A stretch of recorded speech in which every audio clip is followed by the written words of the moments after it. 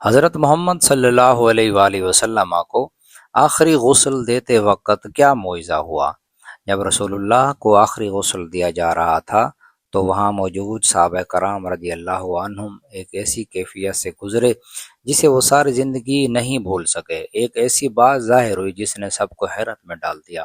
حضرت علی رضی اللہ تعالیٰ عنہ نے بعد میں اس لمحے کے بارے میں ایسی بات بیان کی جو آج بھی عاشقان رسول کے دلوں کو جھنجھوڑ دیتی ہے۔ آخر وہ کیا واقعہ تھا اور آخری غسل کے دوران ایسی کون سی خاص نشانی ظاہر ہوئی جس کا ذکر تاریخ کی کتابوں میں محفوظ ہے؟ جب رسول اللہ صلی اللہ علیہ وآلہ وسلم کا وصال ہوا تو پورا مدینہ غم میں ڈوب گیا۔ صحابہ کرام رضی اللہ عنہم پر ایسا صدمہ تھا جسے الفاظ میں بیان کرنا مشکل ہے۔ بعض صحابہ کو یقین ہی نہیں آ رہا تھا کہ محبوب خدا صلی اللہ علیہ وآلہ وسلم دنیا سے تشریف لے گئے ہیں۔ حضرت ابو بکر صدیق تشریف لائے، آپ صلی اللہ علیہ وآلہ وسلم کے چہرے انور سے کپڑا ہٹایا، پیشانی مبارک کو بوسہ دیا اور فرمایا، میرے ماں باپ آپ پر قربان ہوں، اللہ کی قسم آپ پر دو موتیں جمع نہیں ہوں گی۔ اس کے بعد صحابہ کرام نے آپس میں مشورہ کیا کہ نبی کریم صلی اللہ علیہ وآلہ وسلم کو غسل کیسے دیا جائے۔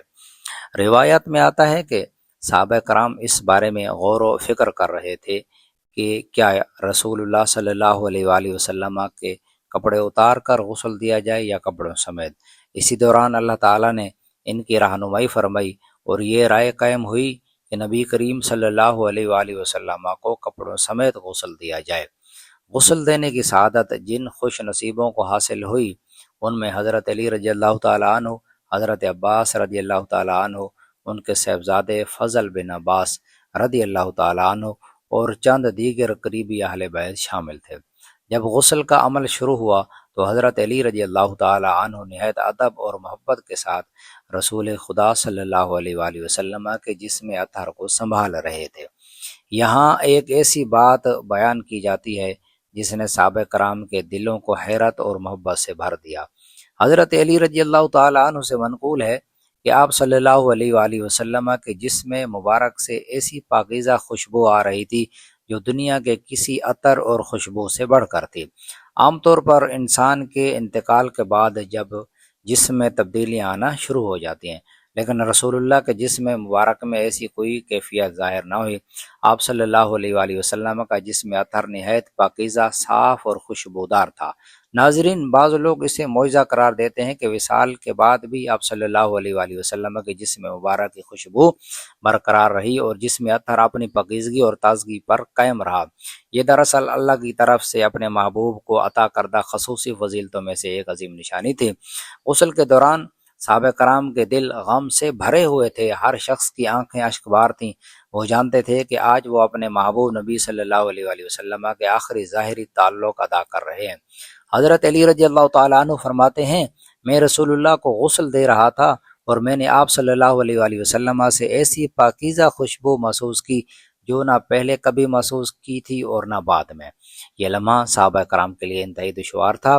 کبھی ان کی آنکھوں سے آنسو بہتے اور کبھی وہ نبی کریم صلی اللہ علیہ وآلہ وسلم کے فضائل کو یاد کرتے۔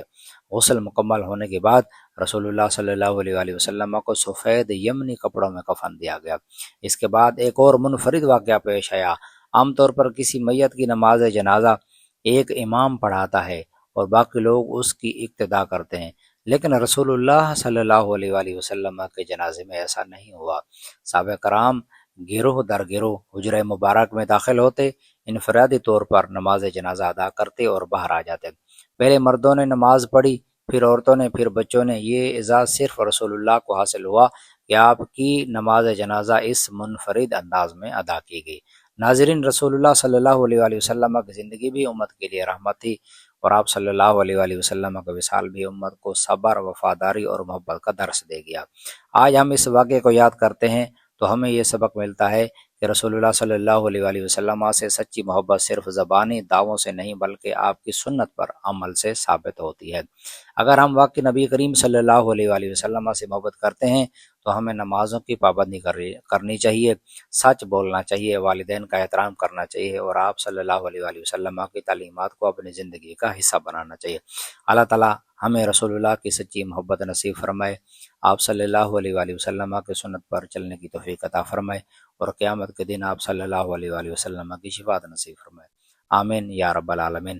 ناظرین، اگر آپ کو یہ بیان پسند آیا ہو تو ویڈیو کو لائک کریں، شیئر کریں، اور ہمارے چینل مینار حق کو سبسکرائب کرنا نہ بھولیں۔ السلام علیکم ورحمۃ اللہ وبرکاتہ۔